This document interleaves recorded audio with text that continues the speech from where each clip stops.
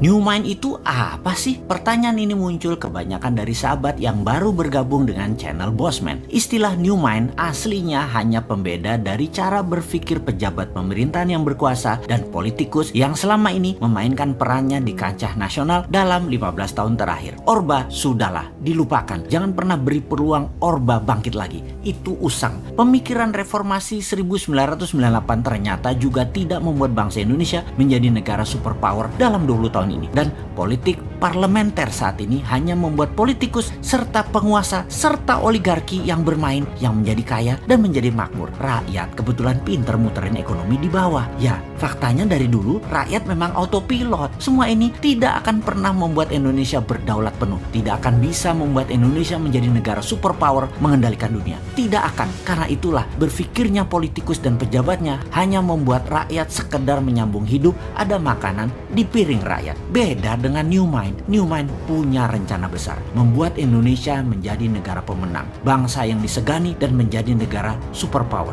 Menjadi negara superpower itu harus dilepas dari pemikiran pertama adalah hutang dari negara lain untuk kebutuhan rutin pemerintahan yang tidak produktif serta bergantung pada mata uang asing. Ini harus hilang. Jadi untuk sekian kalinya kita uraikan apa itu New Mind dalam Mardigu Nation. Mardigu Nation adalah cara bernegara New Mind. Kita jelaskan ada 3 wilayah cara ekonomi bernegara. Kita belah 4 cara melihatnya. Kiri adalah sosialis, kanan adalah kapitalis, atas dan bawah sekarang. Atas ada elitis, bawah akar rumput.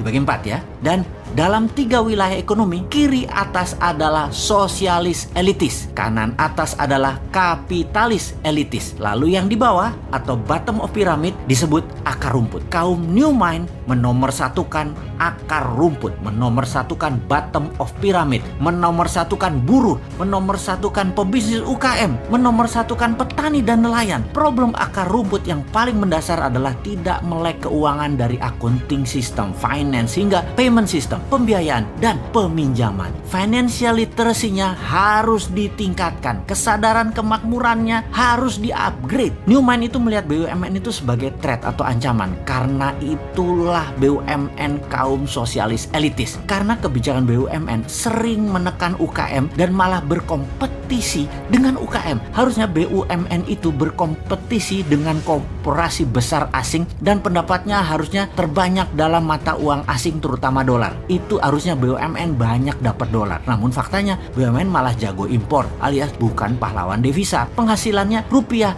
dan memakan pasar UKM. Namun secara politik BUMN bisa dijadikan para penguasa sebagai cash mesin dalam tanda petik oleh penguasa dan alat tekan oposisi. Pemiskinan orang atau pengayaan kelompok tertentu bisa diatur demikian. Jadi ketika New Mind mendapatkan kepercayaan rakyat, BUMN dari 800 tinggal 20 kali. Yang kedua, terlihat New Mind itu anti oligarki atau kapitalis elitis kanan atas. Benar, saat ini sejak Orde Baru hingga sekarang oligarki berkuasa penuh. Bahkan pembiayaan seperti bank, uangnya terbanyak ke mereka. Untuk kaum kapitalis elitis, untuk para oligarki, dananya diambil dari akar rumput. Uangnya buat elitis, buat kanan atas, juga buat kiri atas. Sementara akar rumput kalau meminjam bunganya besar, harus ada jaminan. Jaminannya bisa 2 kali lipat dari nilai pinjaman. Lalu lama lagi keluarnya. Sistem old mind selama 7 presiden tidak membuat Indonesia menjadi negara superpower. Mana hasilnya? Bahkan minta 3 kali kesempatan berkuasa lagi. Mana hasilnya? Lalu yang herannya oposisi tidak juga jenius solusi ke depannya. Jadi baik incumbent, partai dan kelompok pendukung incumbent dan oposisi tidak akan menghasilkan Indonesia sebagai negara berdaulat. Kalau kayak gini melihatnya, semua mendem. Old mind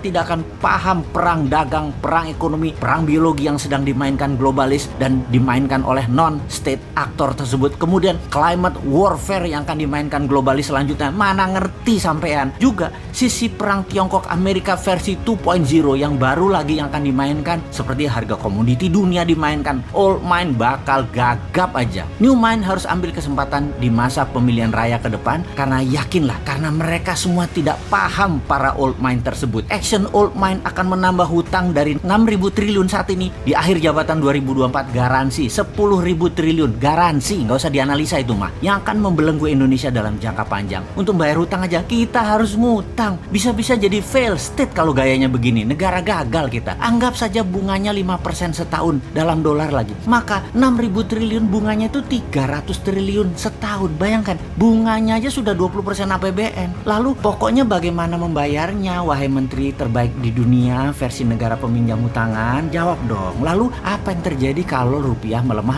5% setahun? Itu nggak ngejar lo bayar hutangnya. Jadi sebagai pemerakarsa New Mind, Mardi Gunasion seorang bosman fokus di dua hal sebagai bukti New Mind bukan teori. Pertama, pembiayaan UKM melalui urun dana di mana Santara adalah perusahaan bosman yang akan membuktikan bahwa kekuatan akar rumput lah yang bisa membuat Indonesia berdaulat. Kemudian sistem pembayaran menggunakan platform dinaran di mana rupiahnya anti inflasi dengan underlying emas dan emasnya bisa diberikan atau dipindahkan sesama akun dinaran. Ini sistem pembayaran yang menarik, ini alat tukar yang menarik. Semua ini adalah bagian dari kontribusi New Mind terhadap sistem ekonomi agar membuat Indonesia berdaulat. Bayangkan, ketika New Mind berkuasa, sistem dinaran akan diambil alih oleh pemerintah, masuk ke dalam sistem. 100% diambil pemerintah dan milik pemerintah. Lalu rupiah dicetak 6.000 triliun dengan jaminan emas yang masih di gunung yang akan diproduksi dalam 10 tahun ke depan. Gunung-gunung milik negara, milik rakyat. Asetnya dibuat bahan baku dari tabungan metal, penjamin terbitnya uang cetakan tadi. Kedaulatan Indonesia akan menjadi meningkat 2 kali lipat hanya dalam 1 tahun. Jadi Dinaran dan Santara adalah contoh atau etalase dari konsep New Mind untuk menjalankan ekonomi bernegaranya. Semoga diterima masyarakat dan para sahabat semua kaum akar rumput. Anda menerima dua sistem ini. Kita segera batasi elitis. Kita utamakan ekonomi akar rumput.